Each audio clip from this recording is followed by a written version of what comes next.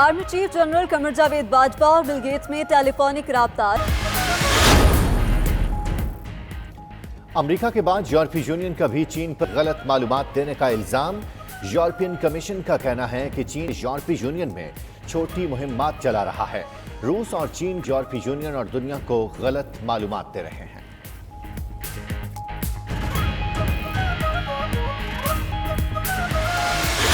Recommendations کی روشنی میں جو کہ پینل ایکشن کی چیزیں ہیں، یعنی کہ جس میں فوجداری قوانین کے تحت مقدمات درج ہوں گے اور پھر اس کے ساتھ ریکوریز کا بھی سلسلہ ہے، جس میں ایف بی آر، بے نامی کمیشن، ایس سی سی پی کی کارروائی، یہ تمام چیزیں ہیں۔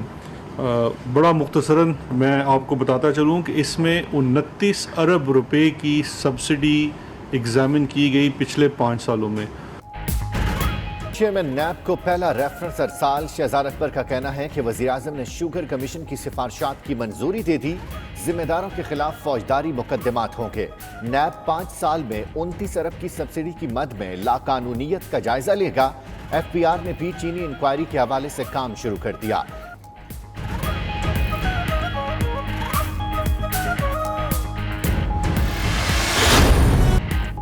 پیٹرول بحران ختم کرنے کے لیے کیا اقدامات اٹھائے؟ وزیر اعظم متعلقہ حکام پر برہم، کہا انہیں کسی دباؤ کی پرواہ نہیں، اداروں کو اپنا کام کرنا ہوگا۔ عمران خان نے ہنگامی اجلاس میں عمر ایوب اور ندیم بابر کو طلب کیا۔ ذرائع کے مطابق وزیر اعظم نے ذخیرہ اندوزی کرنے والی کمپنیوں کے خلاف کارروائی کی ہدایت کی۔ بریفنگ میں بتایا گیا اٹک ریفائنری کے پاس 2.25 کروڑ لیٹر آئل ہے، لیکن سپلائی نہیں کیا جا رہا۔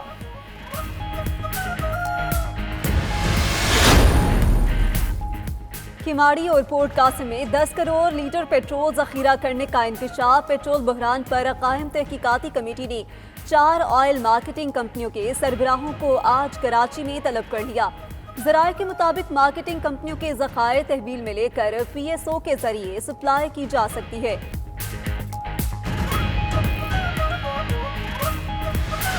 15 تاریخ کو آپ بجٹ دے رہے ہیں، 4-5 دن میں ہم بھی بجٹ دیں گے اپنا۔ 2 دن پہلے کیا ایڈوائس آپ دیں گے؟ اور کیا ہماری تو ساری تیاری ہو گئی ہے، آپ کی بھی تیاری ہو گئی ہے، تو این ای سی کو ایک مذاق نہ بنایا جائے۔ این ای سی کا میرا یہ خیال ہے کہ یہ فیبرری مارچ میں یہ والی میٹنگ ہونی چاہیے۔ قومی اقتصادی کونسل کو مذاق نہ بنایا جائے۔ بجٹ سے 2 روز قبل کونسل کے اجلاس کا کیا فائدہ؟ وزیر اعلیٰ مراد علی شاہ کے وفاق سے گلے شکوے۔ پریس کانفرنس میں کہا انہیں اجلاس کے لیے اسلام آباد جانے سے روک دیا گیا۔ ویڈیو لنک پر اجلاس ہوا تو ان کی آواز بار بار بند ہوتی رہی۔ مزید بولے اس سال ترقی کی شرح -2.6% ہوگی۔ وفاق کا 2.1% کا دعویٰ جھوٹا ہے۔ ہم نے یہی دیکھا ان کا پیٹرن کہ وہ باہر جا کے اندر جب اجلاس میں کچھ ان کا موقف ہوتا ہے وہ بالکل ایگری بھی کرتے ہیں، اور جب واپس جاتے ہیں تو وہ پھر بالکل بدل جاتے ہیں۔ ہمارا کہنے کا مقصد یہ ہے کہ وہ عدالت تو چلے جاتے ہیں اپنی ضمانت کے لیے، لیکن وہ پارلیمنٹ نہیں آتے being the leader of the opposition.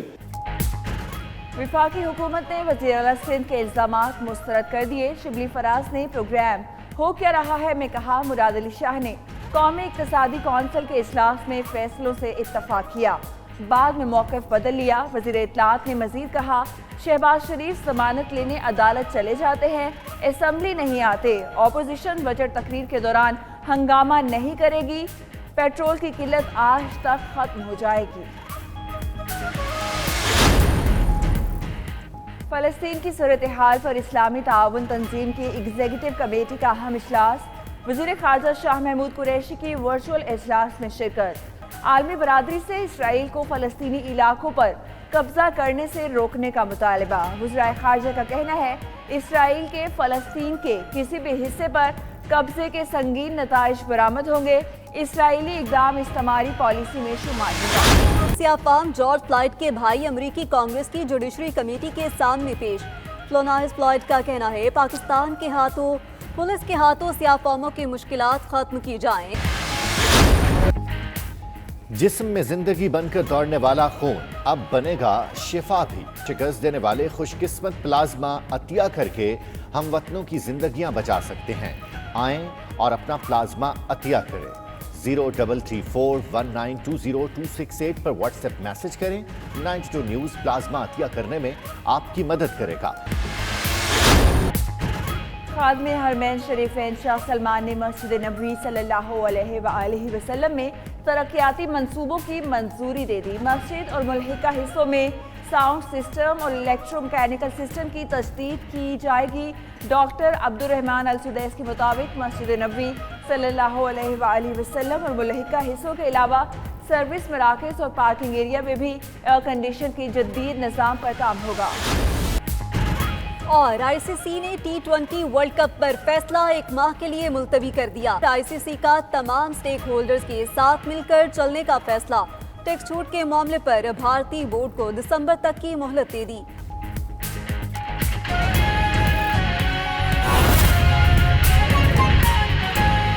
चार प्राइम मिनिस्टर के नॉमिनी होते हैं और एक प्राइम मिनिस्टर साहब खुद उसको हेड करते हैं। 13 लोगों की ये बॉडी है। तो ये 13 लोग क्यों नहीं मिल सकते? मैंने कोशिश की, इंसिस्ट किया कि जी मैं इस्लामाबाद आना चाहता हूँ। एक और सूबे के चीफ मिनिस्टर भी चाह रहे थे कि इस्लामाबाद में ही हम जाएं, मीटिंग हो। लेकिन हमें बड़ा क्लियरली ये मैसेज दिया गया कि नहीं, आप इस्लामाबाद नहीं आए। अगर आप आ भी गए, ये बिल्कुल मैसेज इस तरीके से मिला था, आ भी गए तो हम आपको वीडियो लिंक पे लेंगे। आप जहाँ पे भी हों, अपने सिंध हाउस में बैठे हों, किसी होटल से आप कनेक्ट करें, रोड पे बैठ के कनेक्ट करें, हम आपको आने नहीं देंगे इस मीटिंग के अंदर। ये मैंने प्राइम मिनिस्टर साहब से बिल्कुल इसी तरीके से जिक्र किया। प्राइम मिनिस्टर साहब ने कहा जी मेरी ऐसी कोई डायरेक्शन नहीं थी। मैं प्राइम मिनिस्टर साहब को कसूरवार नहीं ठहराता, लेकिन ये जो लोग गाइड कर रहे हैं वजीर आजम को, उनको तो पता होना चाहिए कि जी ऐसे नहीं कर सकते आप। एक आईनी मीटिंग साल में 2 बार होनी होती है कम से कम, पहली बार साल में हो रही है। मुझे उम्मीद है 30 जून से पहले शायद एक और मीटिंग बुला लें, लेकिन मुश्किल है। उस मीटिंग में सूबाई चीफ मिनिस्टर्स को कहा गया कि आप अपने अपने सूबों में रहें। कैबिनेट मीटिंग में जहां 50 लोग होते हैं, आज मैंने जब ये जिक्र किया तो प्राइम मिनिस्टर साहब ने कहा नहीं जी, हमने कैबिनेट मीटिंग भी 2 जगह की थी, यानी आधे लोग एक जगह मौजूद थे, आधे लोग दूसरी जगह। मैंने कहा वो तो 50 है ना, ये तो 13 लोग हैं। 13 लोग तो एक कमरे में बैठ सकते हैं। और ठीक है, अगर कोई सपोर्ट स्टाफ चाहिए वो किसी और कमरे में बैठ जाए, किसी और जगह पे वीडियो लिंक से आ जाए। लेकिन जो ऑफिशियल मेंबर्स हैं, जो आइन में जिनका जिक्र है, वो तो आने चाहिए थे। तो खैर ये मैंने पहला एतराज़ और अपना शिकायत प्राइम मिनिस्टर साहब को की। प्राइम मिनिस्टर साहब ने बहुत मेहरबानी की। उन्होंने कहा कि जी मैं खुद चाहता हूँ कि ये फ़ेस टू फेस हो। अल्लाह करेगा इंशाल्लाह ताला फ़ेस टू फेस आगे करेंगे। लेकिन आज की मीटिंग तो अब मैं उस वक्त तो उड़ के जा नहीं सकता था इस्लामाबाद, जब उन्होंने कहा कि नहीं आप आ सकते हैं। बहुत ज़्यादा देर हो गई थी तब तक। मीटिंग के 6 एजेंडा आइटम थे, में से मैं सिर्फ 2 का जिक्र करूंगा, बाकी इतने इंपॉर्टेंट नहीं थे। एक एजेंडा आइटम होता है जो हर साल होता है। एक तो ये NEC है क्या चीज़? नेशनल इकोनॉमिक काउंसिल एक एडवाइजरी बॉडी है आईनी, और इसमें लिखा है कि नेशनल इकोनॉमिक काउंसिल वफाक को और सूबों को अपने इकोनॉमिक फाइनेंशियल डेवलपमेंट के बारे में एडवाइस करेगी।